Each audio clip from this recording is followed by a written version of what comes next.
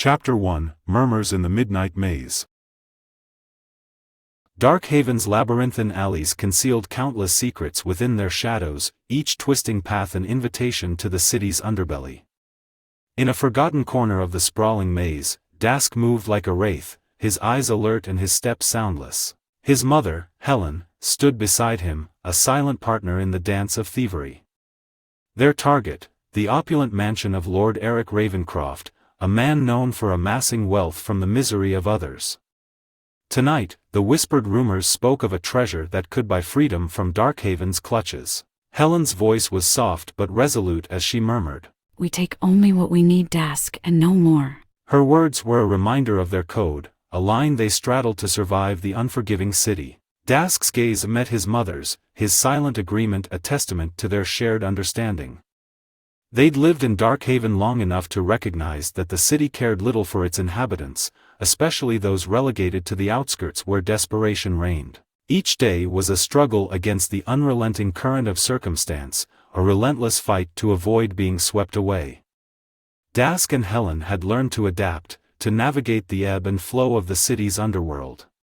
They lived in the margins, where hunger was a constant companion and opportunity was a fleeting whisper. Their lives had been shaped by adversity, molded into a rhythm of survival that ignored the boundaries between right and wrong. The city's iron grip left them with few choices, and those choices had led them to this moment, poised on the precipice of their biggest heist yet. As Dask's fingers danced over the tools of his trade, the metallic clicks of lock-picking devices seemed to echo the city's pulse. Helen's eyes never wavered from her son's movements, a silent assurance that they were in this together. "We're almost there," she whispered, her voice, a soothing balm against the tension that hung in the air. Her eyes glittered with a mixture of hope and weariness, a testament to the dreams she harbored for a life beyond the shadows. The mansion's looming presence beckoned, a promise of wealth that stood in stark contrast to the destitution they were born into. Dask's grip tightened around his tools, determination setting his jaw as they approached their goal. Yet, as they stepped into the mansion's grand hall, surrounded by opulent riches that gleamed under candlelight, Dask's heart quickened. Their ambitions held the weight of desperation, a reminder that they were not the predators but survivors in a world that saw them as prey.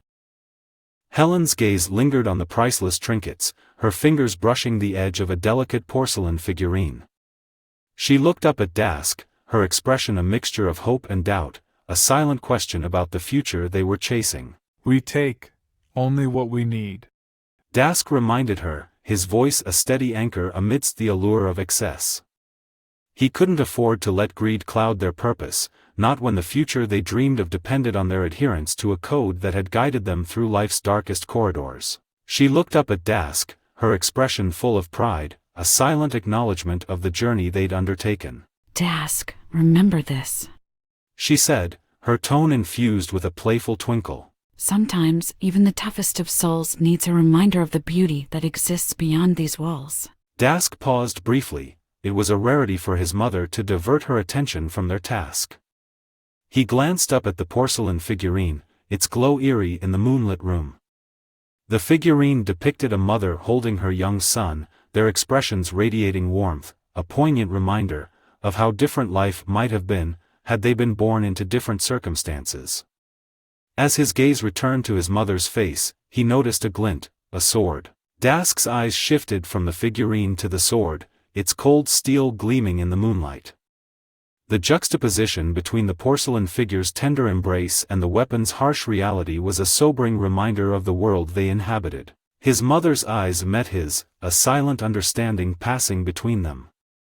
They shared a bond that transcended words, an unspoken commitment to each other, and the life they had forged amidst the shadows.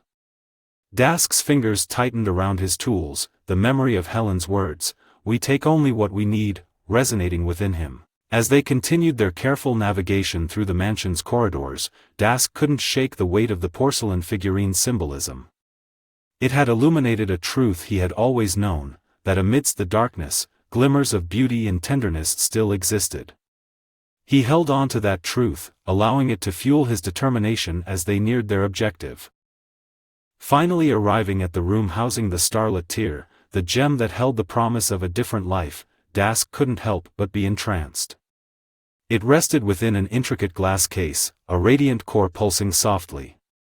Its ethereal luminescence drew Dask's gaze like a moth to a flame, casting a gentle glow upon his eager face. He exchanged a glance with his mother, her resolute expression reminding him of their task. Skillful fingers worked the lock, his mother's words reverberating in his thoughts, "We take only what we need."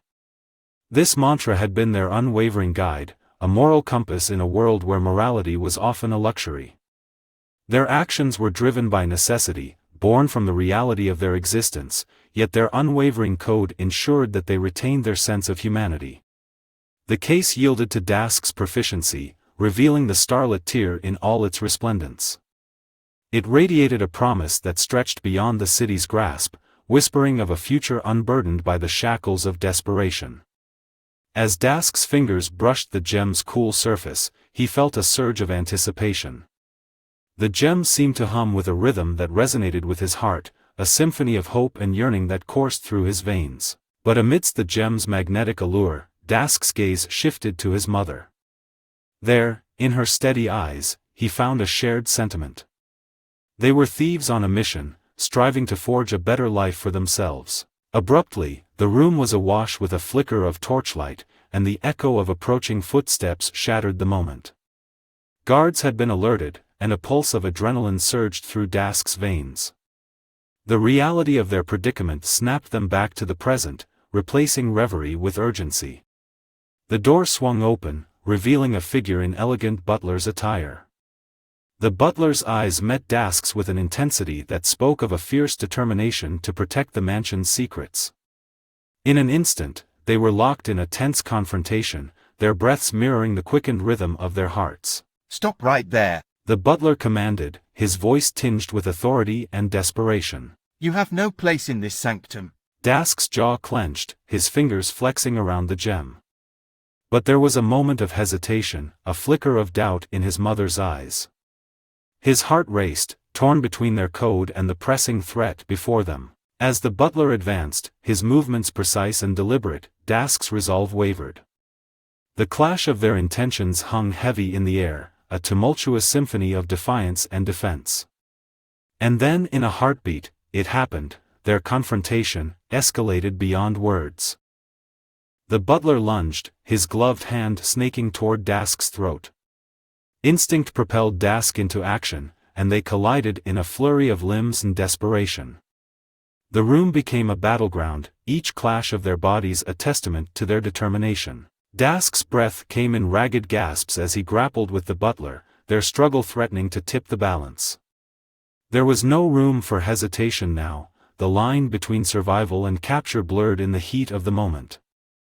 In a cruel twist, his fingers brushed against a dagger concealed beneath the butler's coat, a weapon that promised an end to the chaos. And then, as Dask's grip tightened on the dagger, his gaze met his mother's, a silent plea passing between them. In her eyes, he saw the porcelain figurine's embrace, a reminder of the warmth and compassion they had strived to embody. It was a choice, a defining moment that would shape the course of their futures. With a surge of resolve, Dask twisted free of the butler's grasp, his movements driven by a fierce determination. His hands, once poised to deliver a fatal blow, now reached out to restrain rather than harm. He grappled with the butler, their struggle a chaotic dance that seemed to hang in suspended time. Helen's voice cut through the din, her tone sharp with urgency. "Dask, the guards are coming!" The words acted like a shockwave, their echoes shattering the tension-fueled haze. Reality crashed down upon them, a stark reminder of the impending danger. With a final push, Dask managed to immobilize the butler, his actions guided by the knowledge that the guard's armored approach was imminent. His breath ragged, Dask's eyes bore into the butler's, a silent promise passing between them. The threat of violence had been met with an unwavering response, one driven by compassion and the belief that their code was stronger than the circumstances that sought to break it. Dask and Helen retreated, leaving the butler subdued. The guards' footsteps grew louder, their armor's clank a relentless reminder of the consequences they faced if captured. Dask and Helen moved with a newfound urgency, their hearts racing with a glance between them, they abandoned the corridor they had been navigating and ducked into a nearby alcove, concealed by shadows.